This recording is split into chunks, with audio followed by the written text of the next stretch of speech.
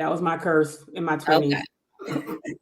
So if we communicate, you're saying, and letting them know what we need, what needs are not being met, and the emotions that it's invoking in us, right? Because I'm with you. If we communicate that to the other party that we're dealing with, what happens when it falls on deaf ears? Are you telling me we're gonna have this conversation again? Like, how many times should we have the conversation? Because I'm pretty sure I'm asking for a friend. Okay, I'm asking for a friend. Right, right. I want to know, because I feel like if I tell you more than twice. So I think that's exactly it, right? Because if you don't know, then I can't hold you accountable. But if I've told you, right, that that means you are now aware. And this is, I do this in my job too. I like with the students. If you didn't know and I gave it to you, now you know. After that, I always tell people the first time is a mistake, the second time is intention, right? Because, and sometimes some people are a little slower, they might have forgot. So, yes, you might get that 2 times in. But my guess is at that point, and I say this, but this is not always our reality either, because that's a different piece. Yeah, it's easy to say, I'm gonna just drop them, but we don't do that, right? We don't do that because a lot of times, depending on the relationship, we are looking at the potential and not the reality, right? Okay. We're looking at what could be and not what is. Who was that? I forgot which one of you said it, but when we quoted Maya Angelou earlier, when we're like, when people show you who they are, believe them, right? And so a lot of us, we have rose-colored glasses because we just want, like, we see this glimpse of something else, and we hope for the best. Like, we want 100% of that, but they don't have the capacity to give that because it's not who they are. And so we look at them for what we hope for them to be, no matter who that is, right? What we hope for them to be rather than what they actually have given us. Like, they may not have the capacity in their whole body and their whole spirit to be what we expect of them. And it would then be unfair for us to hold them to this expectation that they don't have the capacity to give, right? So yeah, we can say, just drop them. But it's just hard because those are, if you care, you want to see something else, but maybe then you alter that relationship to be something different where you don't have this expectation of them as high as it is. You go with what you have and not what you hope to be. At least that's what I'm learning in my life. I agree 1000%. So after both of those and the relationship still is not where you need it to be, how do you navigate letting go of those relationships and finding ones in which you belong? You want to take it, Estee? That definitely, one has to start with acceptance. You have to first accept that relationship is what it is. Mm-hmm. And B, you touched it when you said capacity. Like, that's the word that I was like, capacity. And then you said it and I was like, yeah, they don't have the capacity to give what you are expecting. And at that point, you have to then realize, what is it that I really want? I can't hold somebody for something they don't have the capacity to give. And at the same time, I have to be okay with not dropping my standards to just be with anybody, because that's a whole nother situation when you're like, well, I just got to I'm going to just let it slide. Like, no, we don't drop the standards because the standards are there for a reason. But at the same time, you have to let people be them. You don't expect more than people have the capacity to give you. And you can't use them rose-colored glasses, like B said. Like, you have to look at things for what they are, not what you want them to be. Mm-hmm. And as you're meeting new people, look at what it is in front of you, because that's the only way you're going to be able to gauge, does this person have the capacity? Like, you can't go in with your, oh, I hope it's like this, but what is it? Like, we got to stay in reality. I want it to be this, but what is it right now? Like, what are they giving you? and where is it going? Like, if we're talking business wise, does this person answer? Do they answer quickly? Or do you have to call them like 50 times to remind them of the meeting, of whatever? You already know what it is. Like, you see what it is.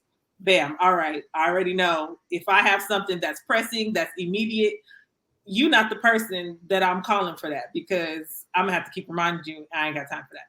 So like, you know where to place people. If we're talking, if we talking romantic, like, okay, I have put this out there. You have given me this.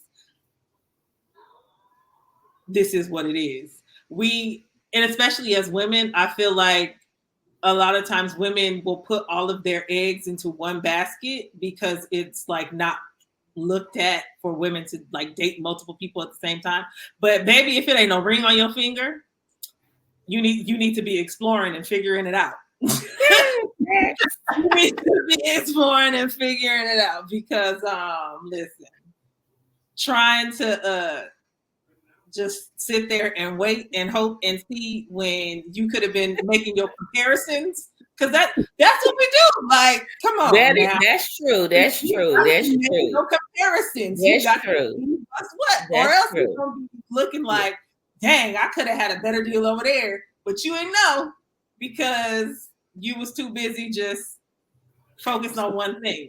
And we so I like what you both said, because I feel like when I was younger and prior to definitely this entrepreneurship journey, I feel as if I was the person to where, like, if I communicate with you, I tell you my expectations, my needs, and all these things, whether it is a professional relationship or a personal relationship, right? And I feel like I've told you, I've expressed it, I've given you an opportunity to make changes. It didn't happen. Then I'm cutting you off. And it may not have been like a physical cut you out of my life completely, but it may have been okay, I'm cutting you off from telling you things that are intimate about me, because you have ruined that opportunity and you no longer get that perk, right? And so you kind of, like you said, you kind of put people in certain spots, right? But it was like a learning of sorts to figure out that as an entrepreneur, like your wealth is in your contacts. So you need to handle personal and business relationships a little bit differently.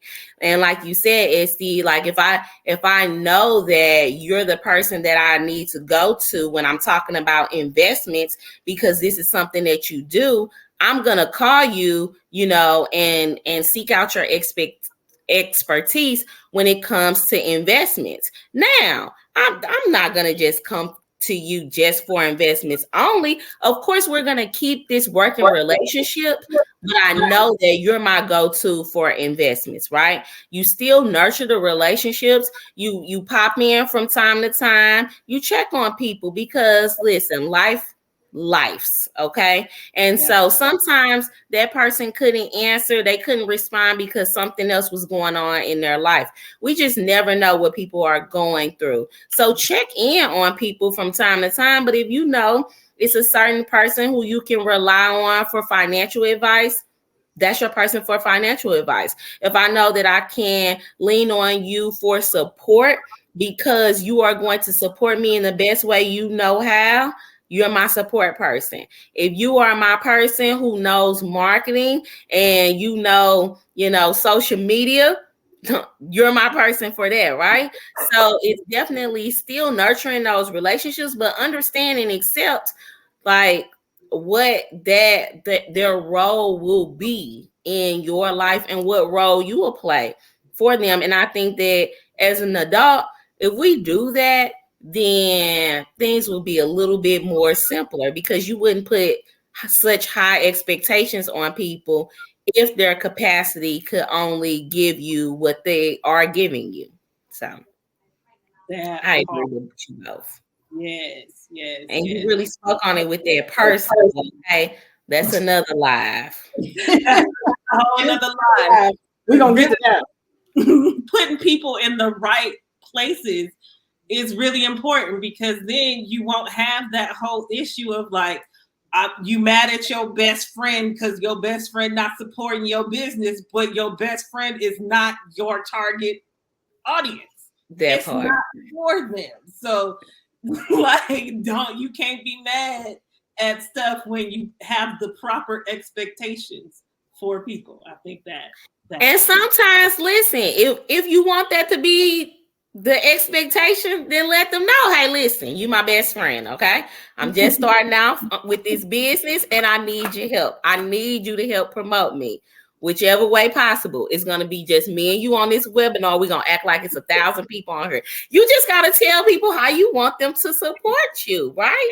Because my best friend, I love her. Like, but you know, when it came to technical things, that was my expertise. And when she wanted to learn, like, I'm here for you in any way that you need me to be.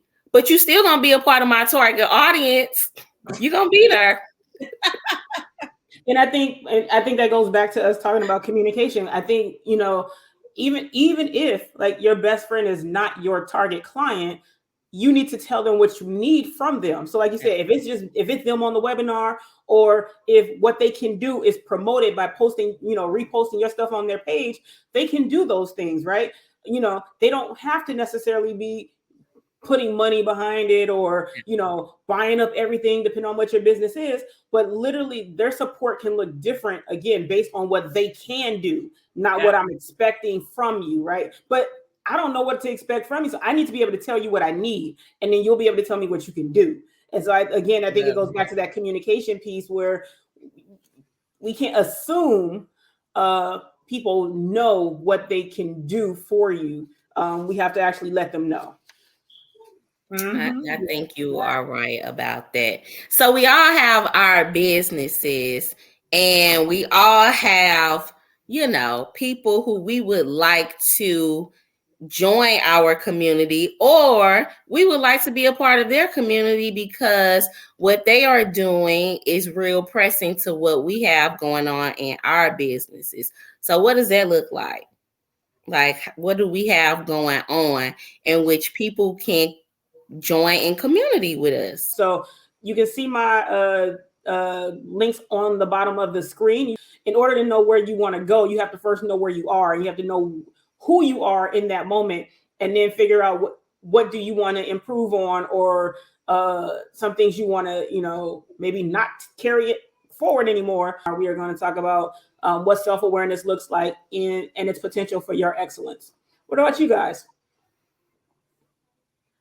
What you got going on, Estee? So listen, if you know a teacher, let them know. Share this with them. Share the page with them.